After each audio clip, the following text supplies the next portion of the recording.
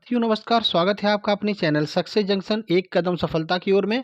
और हम लेकर के आ गए हैं आपके लिए एमपी पुलिस आगामी परीक्षा की दृष्टि से अति महत्वपूर्ण रीजनिंग की क्लास। जैसा कि आपको पता है आपके एमपी पुलिस के एग्जाम में 20 से 25 प्रश्न रीजनिंग के देखने को मिलते हैं। तो जितने भी प्रश्न आपको रीजनिंग के देखने को मिलेंगे, उन प्रश्नों को कैसे बहुत जल्दी और बिल्कुल सटीक आंसर दिया जाए, बिल्कुल सही सॉल्व किया जाए, वो प्रैक्टिस हम आपकी शुरुआत करवाने जा रहे हैं। तो चलिए बिना समय गवाए हुए आइए देखते हैं पहले प्रश्न की ओर। तो देखिए पहला प्रश्न आपके सामने आ रहा है, कैसे सॉल्व करेंगे, कितना शॉर्ट ट्रिक लगाएंगे, वो सारी चीजें हम आपको बताने वाले हैं। देखिए ये प्रश्न कई बार परीक्षाओं में पूछे जाते हैं कि अगर फिश को इस तरह से कोड किया जाता है, टोस्ट को इस तरह से कोड किया जाता है, तो शॉर्ट को किस तरह से जो है कोड करेंगे। अब इस तरह के प्रश्नों में आपको क्या देखना है, तो इस तरह के प्रश्नों में आपको कोड मिलान करना होता है।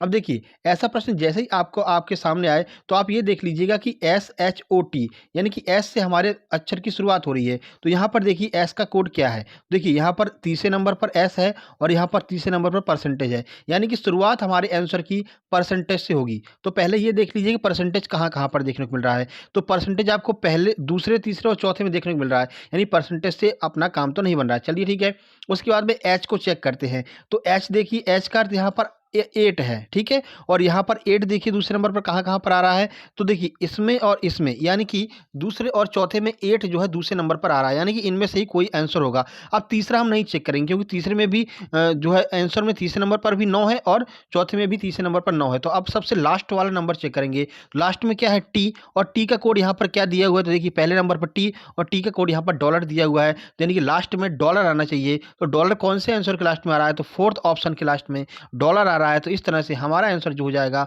वो आंसर नंबर डी हो जाएगा। तो सही आंसर क्या हो गया, डी आपका बिल्कुल सही आंसर हो गया, ठीक है।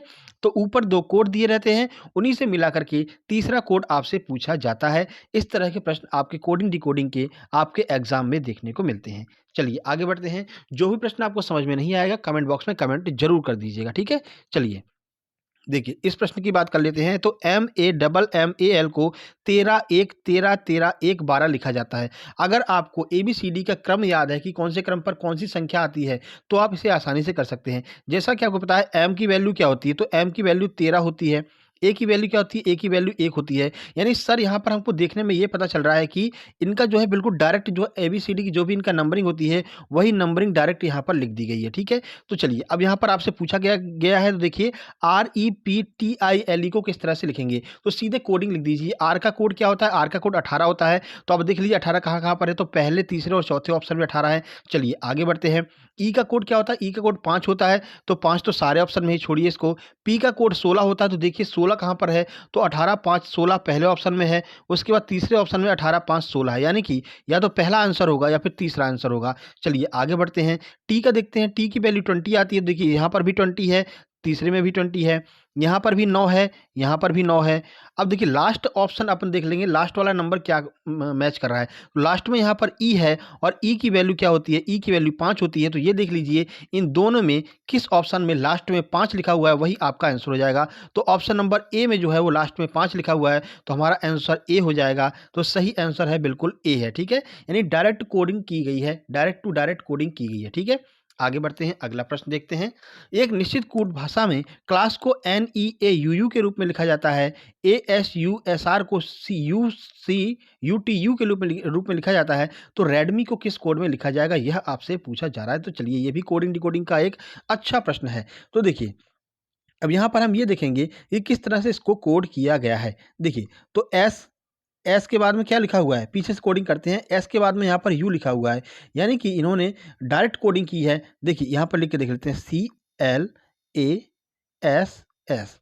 इसको ये क्या लिख रहे हैं, NEAUU। अब देखिए पहले बीच वाला अक्षर देखिए, तो बीच में इन्होंने कोई चेंज नहीं किया है। जब भी आपको ऐसी कंडीशन कहीं पर देखने को मिले तो समझ लीजिए बीच का अगर चेंज नहीं हो रहा है तो क्रॉस कनेक्शन कर रहे होंगे। तो देखिए एस के बाद में इनने ऐसे, एस के बाद में क्या आता है, टी छोड़ करके यू आता है तो एक गैप करके इन्होंने क्रॉस में यू लिख दिया है। यहाँ पर भी ऐसे ही एस के बाद में एक का गैप करके यू लिख दिया है, ठीक है। तो एस टी यू यहाँ पर एक का गैप चल रहा है। चलिए देखते हैं शुरुआत के दो में भी ऐसा है क्या।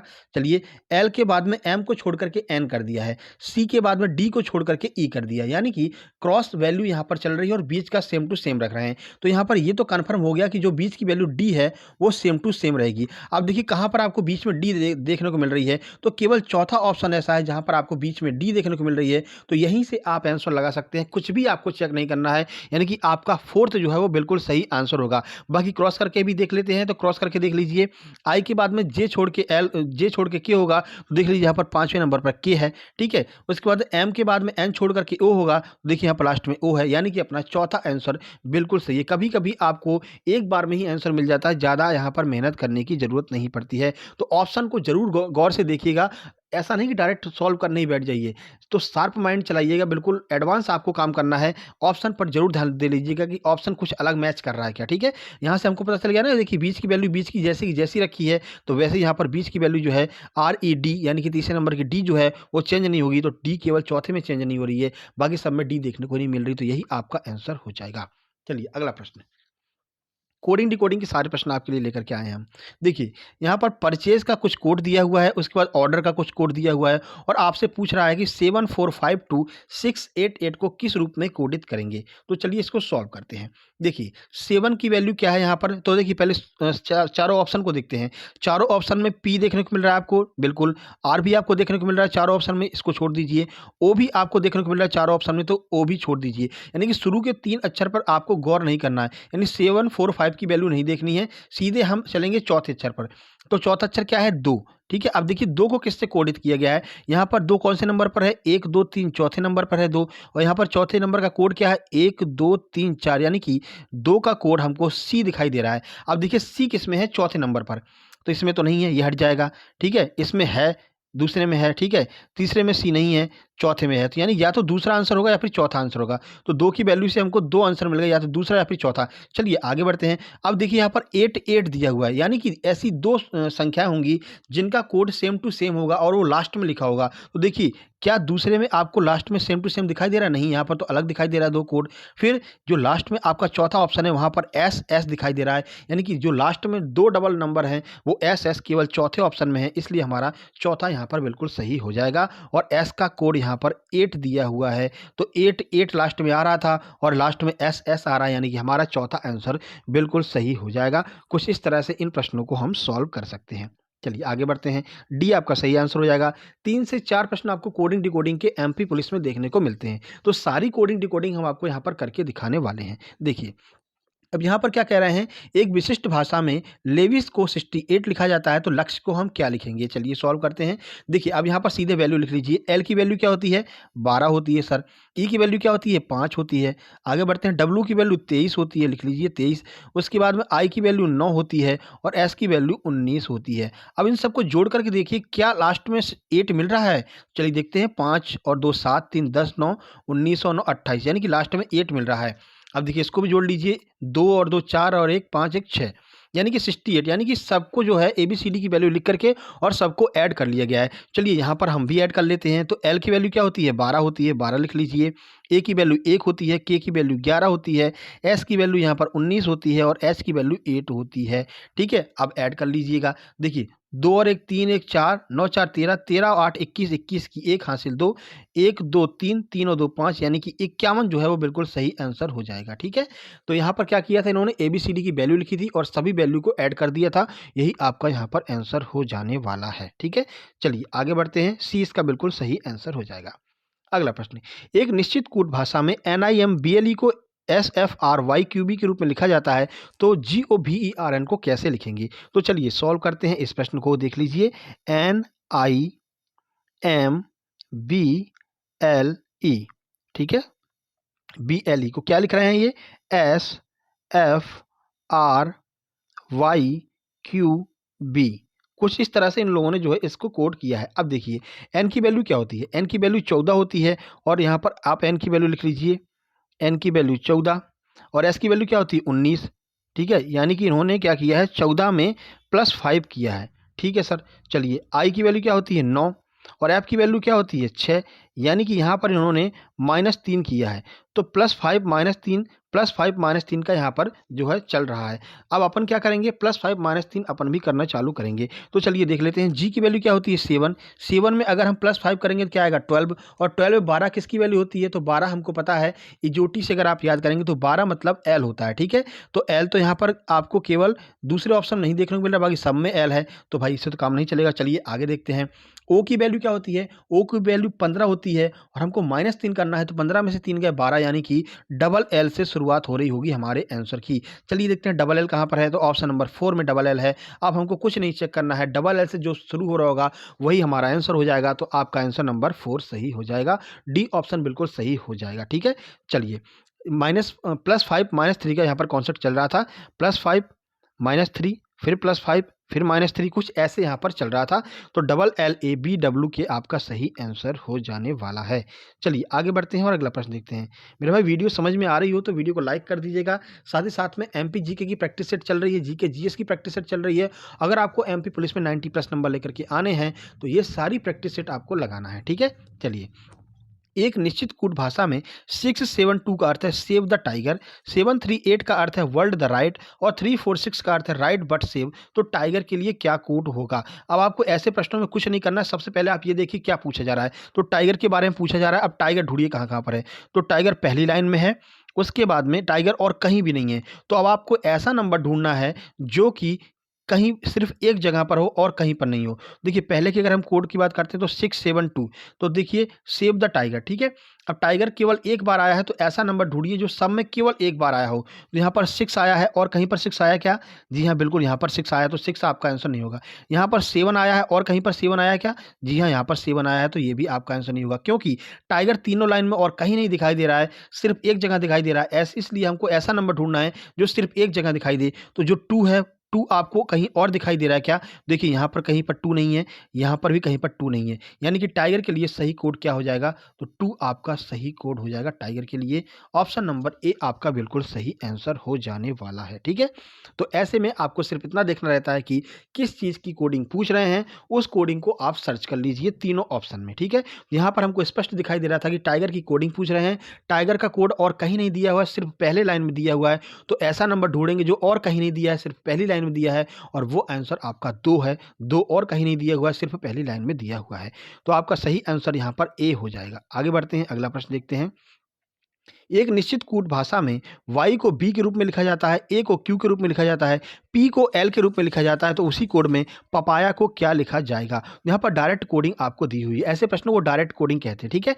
चलिए, तो p की कोड क्या दिया हुआ है यहाँ पर, तो p आपको दिखाई दे रहा है यहाँ पर, देखिए p को l कहा जाता है, तो हमारा आंसर जो है वो l से स्टार्ट होगा, लेकिन l से तो सारे आंसर स्टार्ट हो रहे हैं। तो चलिए आगे बढ़ते हैं और a का कोड देते हैं, तो a को क्या कहा जाता है, a को q के रूप में कहा जा रहा है, यानी कि a को इन्होंने q कहा है और p को l कहा है, ठीक है।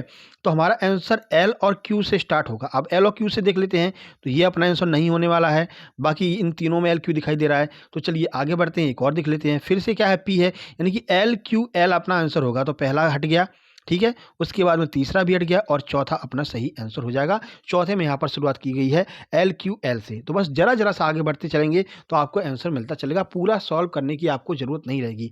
ऐसे प्रश्नों में आप समय बचाएंगे और मैथ में इस समय का आप यूज कर सकते हैं, ठीक है। चलिए आगे बढ़ते हैं, डी आपका सही आंसर हो जाएगा।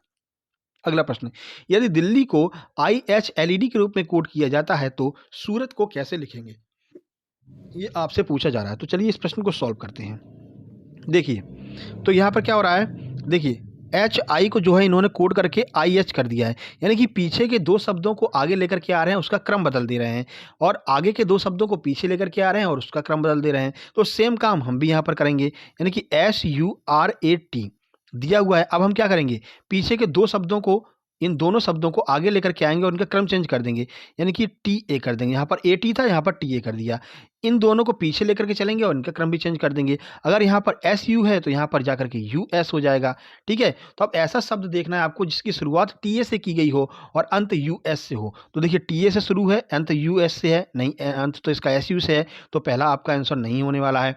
उसकी दूसरी बात करते हैं, TA से शुरुआत है, US से अंत है, TA से शुरुआत है, US से अंत है, तो 2 आपका B इसका बिल्कुल सही आंसर हो जाएगा, ठीक है। चलिए, तो B इसका बिल्कुल सही आंसर हो जाएगा। तो ये आपका बिल्कुल सही आंसर यहाँ पर ए दिखा रहे हैं, हो सकता है मिस प्रिंट हो गई हो, एक बार फिर से चेक कर लेते हैं।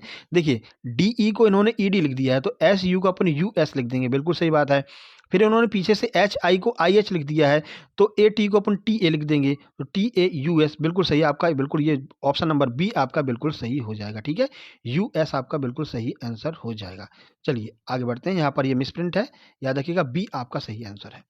चलिए, एक कूट भाषा में ही इज गुड बॉय को NOPOKOLO के रूप में लिखा जाता है। अब पूरा प्रश्न आपको पढ़ने की जरूरत नहीं है, बस आप ये देखिए कि आपसे कोड किसका पूछा गया है।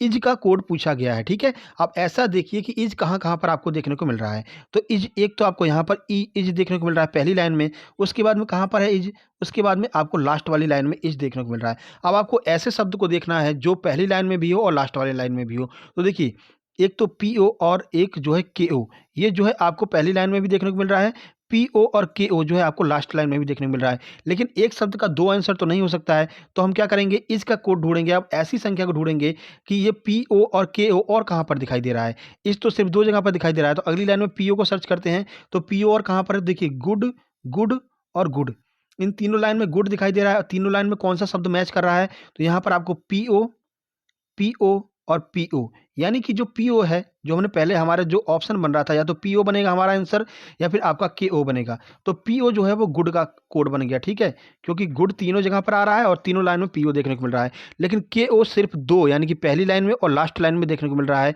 इसलिए हमारा आंसर जो है वो केओ हो जाएगा। तो इसका कोड हमारा केओ हो जाएगा, ठीक है। चलिए आंसर देख लेते हैं। सही आंसर इसका सी, यानी कि केओ जो है वो हमारा बिल्कुल सही कोड हो जाएगा।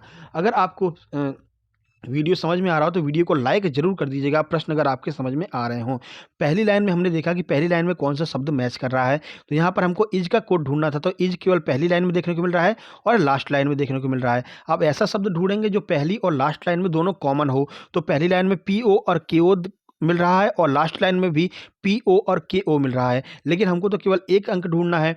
तो अब ऐसा शब्द ढूंढते हैं जो तीनों लाइन में कॉमन है, तो तीनों लाइन में यहाँ पर गुड, गुड, गुड कॉमन मिल रहा है और तीनों लाइन में यहाँ पर पीओ, पीओ और पीओ कॉमन मिल रहा है, यानी कि गुड का कोड तो पीओ हो गया, तो बचा हुआ इज का कोड क्या हो गया, इज का कोड केओ हो गया, ठीक है। इस तरह से अपन आंसर निकाल सकते हैं। चलिए आगे बढ़ते हैं। अगला प्रश्न है, उस अक्षर की पहचान कीजिए जो निम्नलिखित श्रृंखला के अंतर्गत नहीं आता, यानी कि इनमें से अलग कौन सा है, यह आपसे पूछा जा रहा है, कौन सा इसमें गलत लिखा गया है। तो चलिए देखते हैं।